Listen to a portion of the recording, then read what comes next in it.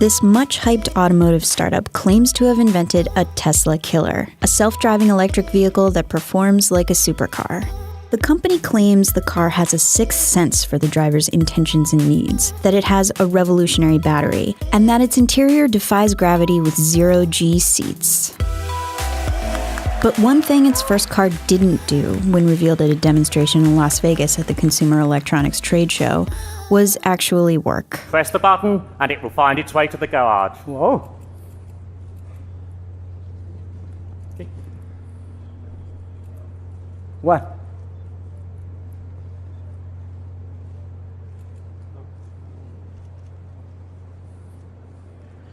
Ooh. Okay, it seems like it's a little bit lazy tonight. After moving on for a bit, Nick Sampson, product architect for the company, came up with a fun spin for the failed demo. Our car was a little bashful this evening. The limelight was perhaps a little too much, so let's just mind out and let the lights dim and see if she'll then become a little more brave. And when the lights dim, a person cloaked in shadow slips inside the car. And after a very suspenseful delay, the mysterious phantom of the keynote manages to get the car moving across the stage.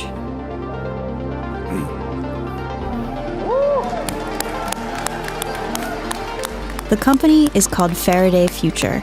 It's asking prospective buyers to put up $5,000 to reserve what it calls the FF91. But before you take out your checkbook, just stop. Because giving them any money would be a really, really bad idea. Faraday Future started its press conference by recapping some of its greatest accomplishments so far. We've grown to over 1,400 employees globally from over 36 countries. While the company did manage to poach talent from Tesla, Google, and legacy car manufacturers, it's not doing a great job helping those people actually make things. According to The Guardian, Faraday Future was supposed to unveil a working prototype at the CES trade show last year, but failed. The company then decided to show a race car instead, but failed. Finally, it refocused on making a concept car, one that didn't move or function or really represent anything remotely real. Still, Sampson is convinced the company has a great corporate culture. We're unencumbered by corporate history. We're not beholden to a rigid chain of command or stifling bureaucracy. Faraday Future pitches itself as an independent American startup from Silicon Valley. But when it first arrived on the scene a few years ago, people were hard-pressed to find founders listed anywhere, or a CEO.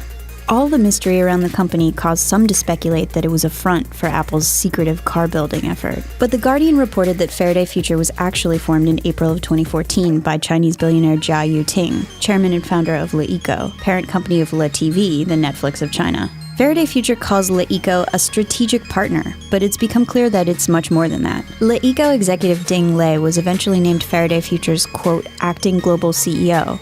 And LeEco founder Jia Yuting seems to ultimately be in control. And according to The Guardian, which spoke to former executives at Faraday Future, the American and Chinese teams clashed from the beginning. At one point, LeTV tried to change the name to Faro instead of Faraday Future. An executive from the company told The Guardian, quote, the Americans were like, that is the stupidest name ever, end quote. You had an international team that was experienced and open, juxtaposed with Chinese management that didn't understand the US market and kept deferring to LeTV.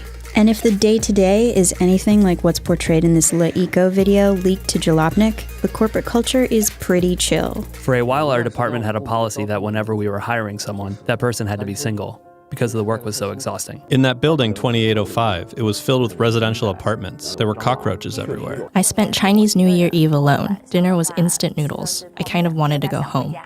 But Sampson pitches the team as a wild group of innovative renegades. Faraday Future is not playing it safe. We're not conservative. We're not predictable. But the company is pretty predictable. Instead of naming its electric car company after Nikola Tesla, a scientist famous for his work with electric motor technology, it named its company after Michael Faraday, a scientist famous for laying the foundation for electric motor technology. And instead of building $1 billion factory in Nevada like Tesla, I'd like to start off by just thanking the Nevada legislature. It struck a deal to build $1 billion factory in Nevada like Tesla. What would we be without the city of North Las Vegas? You get the idea. But oh, did Samson mention that Faraday hired a bunch of people? We have, in Faraday, a great team of brain changers. Here's some of the top game changers it hired. The VP of Regulatory Affairs at Tesla, the finance director of Qoros Automotive and veteran of Ford Motor Company, another person doing finance from Qoros and Ford, a veteran product manager from Jaguar and BMW, a communications manager from BMW, and a director of the Climate Action Champions program for the White House. Unfortunately, all of those people left Faraday Future between July and October, starting with the two in the finance department. Oh, and Faraday Future's acting global CEO Ding Lei, he left both Faraday Future and LeEco just days before this disastrous press conference. But Faraday Future has more than just people. It has patents. We filed almost 2,000 patents globally for both vehicle and Internet of Vehicle innovations. Though, according to a report by The Verge, Faraday Future has a separate company called FF Cayman Global in the Cayman Islands that holds all of its intellectual property. One ex-executive told The Verge, quote, "If you're an investor, you're fucked."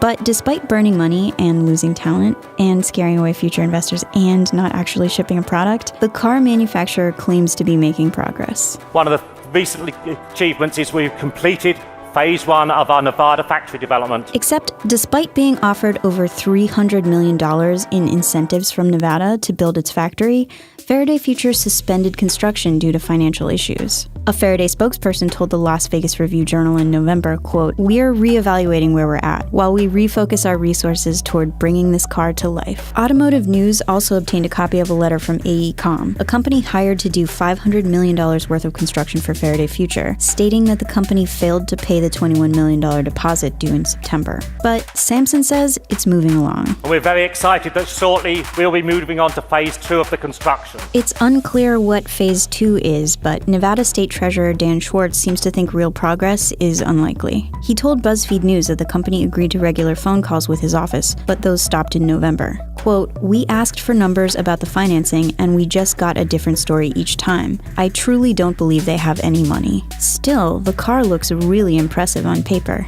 FF91 is in a class of its own and has the most comprehensive sensor system of any production vehicle today. This could be true if the FF91 were, in production, but it's not. The company doesn't even have a proper facility to produce them in. And despite not having an operational factory to make batteries in like Tesla does, it still claims its batteries are the best. Our battery technology is unprecedented and offers drivers a vehicle that doesn't require any kind of sacrifice. This is possible, but the future of battery innovation at Faraday Future seems to be up in the air. Last January, Porter Harris, the chief battery architect, left the company. One ex-executive told The Guardian, quote, "He was the battery," and, quote, "He designed it and did all the patents." But Faraday Future believes in its car. Once again, let's put our hands together for the new fastest production EV in the world. And once again, this is not actually a production vehicle. Well, we've covered a lot of things this evening. The world's most connected car, the smartest car you'll ever experience, a car with the world's greatest electric propulsion system, and the car that may not even be a car at all. He's actually right about this one. It may not even be a car at all. It might be vaporware, though Samson says otherwise. I can say now, without a shadow of a doubt, despite all the naysayers, the skeptics, we will persist. That confidence is unrelenting, but signs of financial collapse at Faraday Future and LeEco continue to pile up. A Faraday insider told the Financial Times, if CES goes badly, it's all over. And it didn't exactly go not badly. As a new baby, she is often very, very timid. Faraday Future broadcast the event live on YouTube, but hid the video shortly after by changing its visibility to unlisted, and replacing it with a version that had the failed demo cut out. But the original recording had already broken into the top 10 trending on YouTube, and clips of the onstage meltdown had been reposted by The Verge, Jalopnik, and others. This could be the last time we see this would-be Tesla competitor on stage. Its greatest accomplishments were having money and hiring people, and both of those efforts seem to be falling apart. So, maybe don't give them $5,000.